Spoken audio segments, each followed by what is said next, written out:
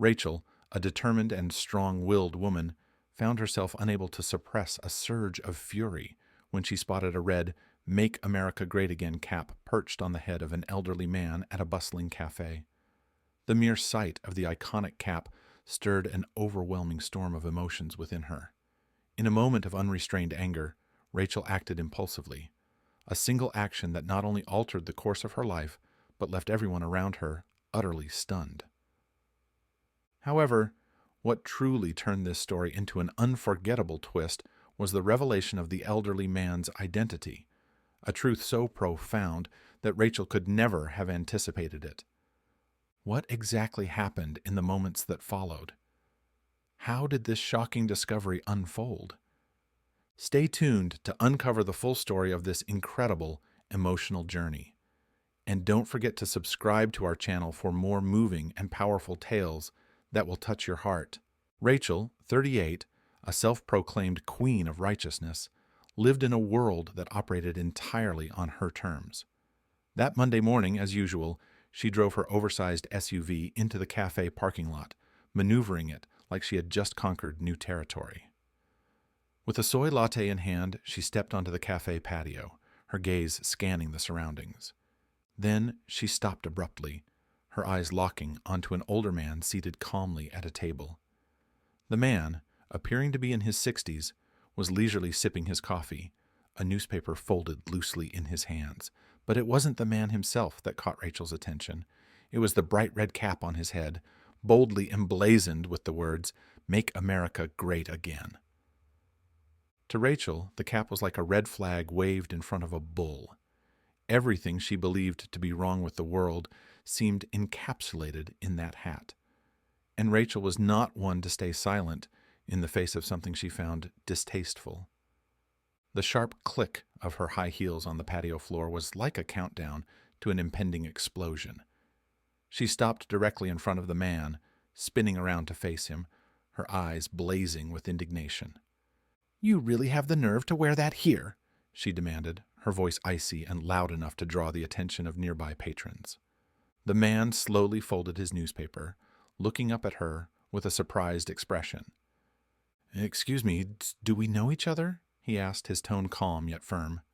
Rachel's face flushed red. "I don't need to know you to recognize an insult," she snapped. "People like you are what's wrong with this country."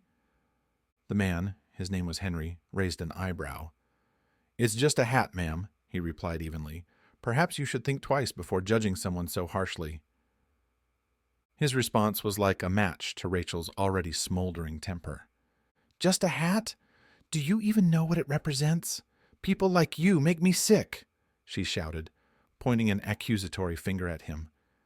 Henry leaned back in his chair, unperturbed. "Ma'am, I'm simply enjoying my coffee. Maybe you should try doing the same." His composed reply only fueled Rachel's fury.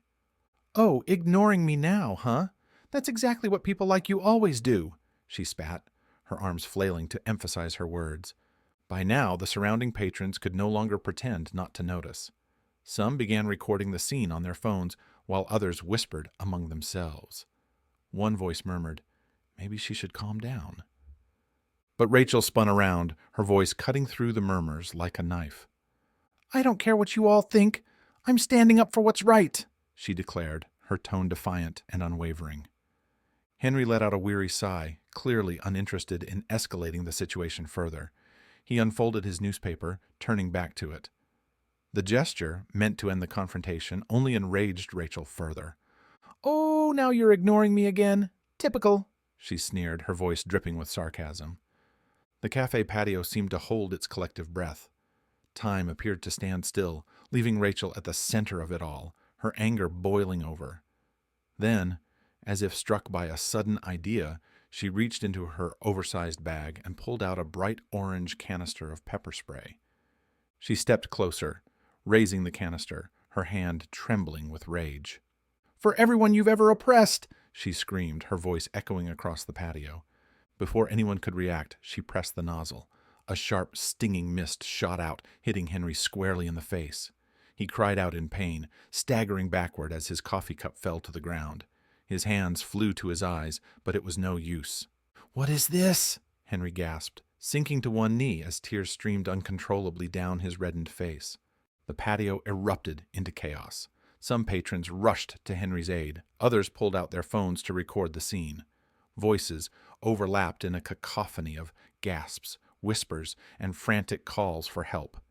Amid it all, Rachel's shrill voice cut through.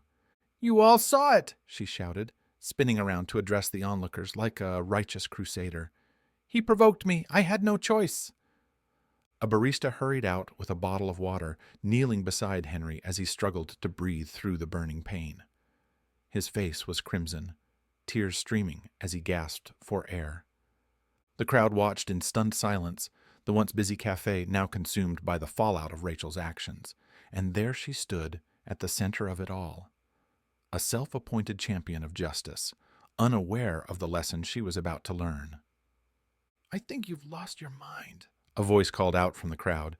He was just sitting there. Rachel whipped around, her glare sharp enough to cut steel. Her voice dripped with disdain as she retorted, "Oh, of course. Defend the man in that hat. Typical of people like you." The shock on the faces of those around her was palpable. Though none of them knew Henry personally, they weren't siding with Rachel either. Someone shook their head in disbelief, muttering, "Unbelievable."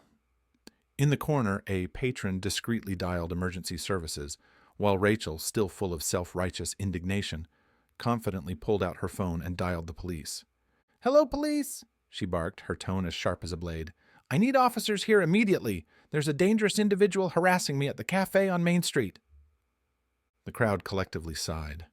A woman murmured under her breath, "Oh, come on. This has to be a joke." Minutes later, the shrill sound of sirens broke through the tension. 2 patrol cars pulled up, and officers stepped onto the patio. One immediately noticed Henry, now seated on the ground with a damp cloth pressed against his face. The officer's brow furrowed as he surveyed the scene. "What's going on here?" he asked, his gaze shifting between Rachel and Henry. Rachel didn't waste a moment. Striding towards the officers, she pointed an accusatory finger at Henry. "Him," she declared, her voice firm. "He threatened me, so I defended myself." The officer's eyes narrowed as he turned to Henry, who was being helped to his feet by a barista. Though Henry was still visibly in pain, his posture was steady and composed. The barista cast a scathing glare at Rachel, as though she were the villain of a soap opera. Suddenly, one of the officers froze, his expression shifting from confusion to astonishment. He stepped closer to Henry, his eyes scanning him intently. "Wait a second. Is this General Peterson?" Rachel blinked, her smug expression faltering for the first time. "General, what are you talking about?"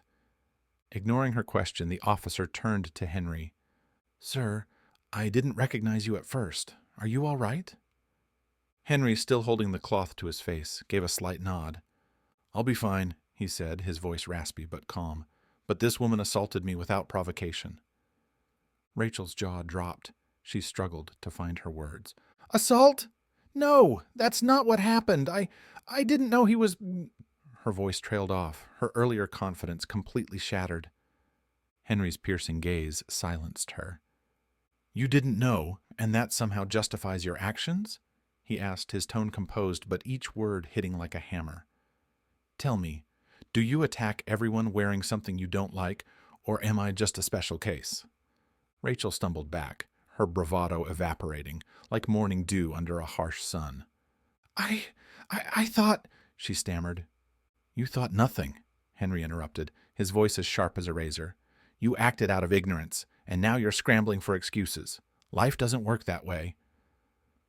The patio fell into an oppressive silence, broken only by the faint hum of a phone still recording the scene. One of the officers stepped towards Rachel, his tone firm and authoritative. "Ma'am, I need to see your ID." Rachel hesitated, her eyes darting around the crowd as though searching for an ally. All she found were cold stares or faces glued to their phones. Her hands trembled as she fumbled for her wallet, eventually handing her ID to the officer. He glanced at it before exchanging a knowing look with his colleague. "Ma'am," he said, pulling out a pair of handcuffs, his voice unwavering, "you're under arrest for assault." Those words hit Rachel like a thunderclap. Her ears widened in disbelief. Assault? No, that's not what happened. You don't understand. He provoked me. From the crowd, a cold, sarcastic voice cut through the air. Oh yeah, sitting there drinking coffee is so provocative. Truly dangerous behavior. Laughter rippled through the crowd, followed by scattered applause as the officers calmly escorted Rachel towards the patrol car. She attempted to protest, but her words were drowned out by the sounds of clapping and a few well-timed whistles. Henry, still standing with the help of the barista, quietly observed the entire scene unfold. One of the officers turned to him, his tone respectful. Sir, we'll handle it from here. Would you like to press charges? Henry paused, his gaze distant, as though weighing the gravity of the situation. After a moment, he shook his head. No, that won't be necessary. This has already gone far enough. Let her learn her lesson on her own. As the patrol car drove away, the crowd began to disperse. Yet the aftermath of the incident lingered, leaving a mark that could not be erased. Just hours after the incident, videos of the event flooded the internet. Every moment, from Rachel's dramatic outburst, the pepper spray attack, to the revelation that her victim was a retired military general, was dissected, shared, and ridiculed. Rachel's world crumbled almost instantly. The company she worked for, after viewing the viral footage, terminated her employment, citing behavior inconsistent with the company's values. Neighbors whispered behind her back whenever she passed by, and old friends quietly cut ties. Overnight, Rachel found herself isolated, cast out as a pariah. In stark contrast, Henry became a symbol of composure and dignity. During an interview with a local television station, he was asked how he felt about the ordeal. Henry, speaking in his characteristically calm and steady tone, replied, "We live in a time when people act before they think. That's a dangerous way to live and often leads to chaos.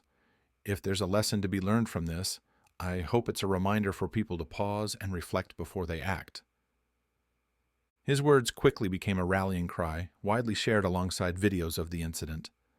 While Rachel's name became synonymous with impulsiveness, Henry was celebrated as a paragon of calm and restraint. The cafe where the confrontation took place unexpectedly gained fame. Visitors flocked to sit at General Peterson's table, which had seemingly turned into a symbolic landmark. As for Rachel, she learned a bitter lesson. Sometimes, the greatest battles are the ones we create for ourselves. This story serves as a powerful reminder of the importance of thoughtfulness and tolerance in all situations. If you were in Rachel or Henry's shoes, how would you have acted? Share your thoughts and experiences in the comments. Your story could inspire or teach someone else a valuable lesson. If this story resonated with you, share it with your friends and family to spread the message of calmness, respect, and responsibility in our actions. Thank you for watching and supporting us. Don't forget to subscribe to our channel to join us for more meaningful stories that bring inspiration, wisdom, and unexpected lessons. Together, let's make small but significant changes to create a better world. Wishing you happiness and success always.